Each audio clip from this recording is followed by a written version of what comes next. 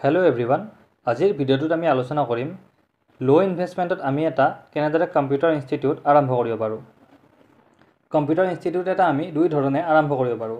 প্ৰথম মেথডটো হৈছে আমি এটা অলৰেডি ৰেজিষ্টাৰ্ড ব্ৰেণ্ডৰ পৰা তেওঁলোকৰ ফ্ৰেঞ্চাইজি লৈ পেলাই আমি নিজৰ এটা ইনষ্টিটিউট আৰম্ভ কৰিব পাৰোঁ। আৰু দ্বিতীয় মেথডটো হৈছে আমি নিজৰ ইনষ্টিটিউটটোক এজ এ ব্ৰেণ্ড হিচাপে লাগতিয়াল গোটেইখিনি ৰেজিষ্ট্ৰেশ্যন কৰিও আমি নিজৰ ইনষ্টিটিউট আৰম্ভ কৰিব পাৰোঁ।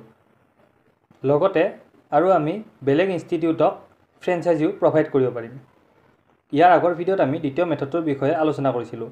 আজি আমি এই ভিডিঅ'টোত প্ৰথম মেথডটোৰ বিষয়ে আলোচনা কৰিম।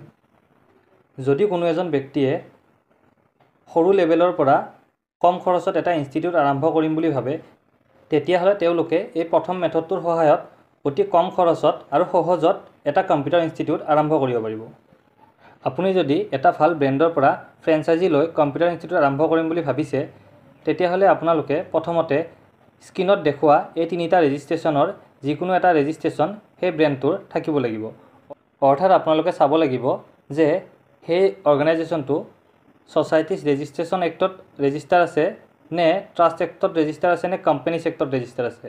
এই তিনিটা ৰেজিষ্ট্ৰেশ্যনৰ যিকোনো এটা ৰেজিষ্ট্ৰেশ্যন সেই অৰ্গেনাইজেশ্যনটোৰ থাকিব লাগিব।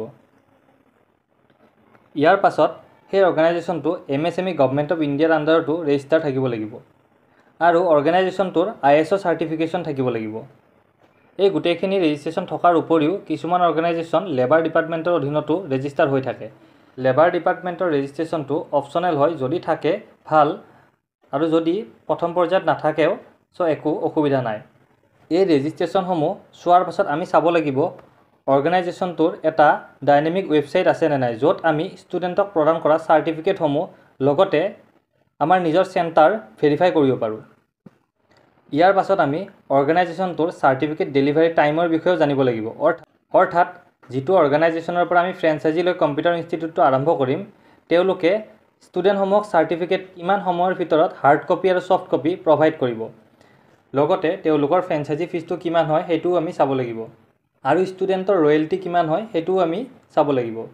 ষ্টুডেণ্টৰ ৰয়েল্টি মানে হৈছে আমি কোৰ্চটো কৰোৱাৰ পাছত এজন ষ্টুডেণ্টৰ ৰয়েল্টি বিনিময়ত তেওঁলোকক কিমান পে'মেণ্ট কৰিব লাগিব সেইটো বিষয়তো আমি জানি ল'ব লাগিব। আৰু কিছুমান অৰ্গেনাইজেশ্যনৰ পৰা ফ্ৰেঞ্চাইজি লোৱাৰ পাছত এটা নিৰ্দিষ্ট সময়ৰ মূৰত ফ্ৰেঞ্চাইজিটো ৰেনুৱেল কৰিব লাগে। আমি সেই বিষয়তো তেওঁলোকৰ পৰা আগতীয়াকৈ জানিব লাগিব যে তেওঁলোকৰ ফ্ৰেঞ্চাইজিটো ৰেনুৱেল কৰিব লাগিব নে নাই, আৰু যদি ৰেনুৱেল কৰিব লাগিব কিমান সময়ৰ মূৰত ৰেনুৱেল কৰিব লাগিব আৰু ৰেনুৱেলৰ খৰচ কিমান আহিব। এই গোটেইখিনিৰ লগতে আমি তেওঁলোকৰ ছাপৰ্ট ছাৰ্ভিচৰ বিষয়েও আগতীয়াকৈ জানিব লাগিব। ফ্ৰেণ্ডছ, আজিৰ ভিডিঅ'টোত আমি আলোচনা কৰিলোঁ যদি আপুনি ফ্ৰেঞ্চাইজি লৈ কম খৰচত এটা কম্পিউটাৰ ইনষ্টিটিউট আৰম্ভ কৰিম বুলি ভাবি আছে, তেন্তে আপোনালোকে আগতীয়াকৈ চাবলগীয়া ৰেজিষ্ট্ৰেশ্যন আৰু অন্য ফেচিলিটিছসমূহ কি কি। আপোনালোকে যদি কম খৰচত এটা কম্পিউটাৰ ইনষ্টিটিউট ফ্ৰেঞ্চাইজি লৈ আৰম্ভ কৰিম বুলি ভাবি আছে, তেনেহ'লে আপোনালোকে আমাৰ লগতো যোগাযোগ কৰিব পাৰে। আমাৰ লগত কম্পিউটাৰ ইনষ্টিটিউটৰ ফ্ৰেঞ্চাইজি প্ৰভাইড কৰা বহুতো অৰ্গেনাইজেশ্যন টাই আপ হৈ আছে। আপোনালোকক আপোনালোকৰ বাজেট অনুযায়ী অতি কম খৰচত এটা কম্পিউটাৰ ইনষ্টিটিউটৰ ফ্ৰেঞ্চাইজি লোৱাত আমি হেল্প কৰি দিম। ডেছক্ৰিপশ্যনত আমাৰ যোগাযোগ নম্বৰ দিয়া হৈছে। কম্পিউটাৰ ইনষ্টিটিউটৰ ফ্ৰেঞ্চাইজি ৰিলেটেড যিকোনো ধৰণৰ কোৱেৰিৰ বাবে আপোনালোকে আমাক যোগাযোগ কৰিব পাৰে। ফ্ৰেণ্ডছ, আজিৰ ভিডিঅ'টো আমি ইমানতে সামৰণি মাৰিছোঁ।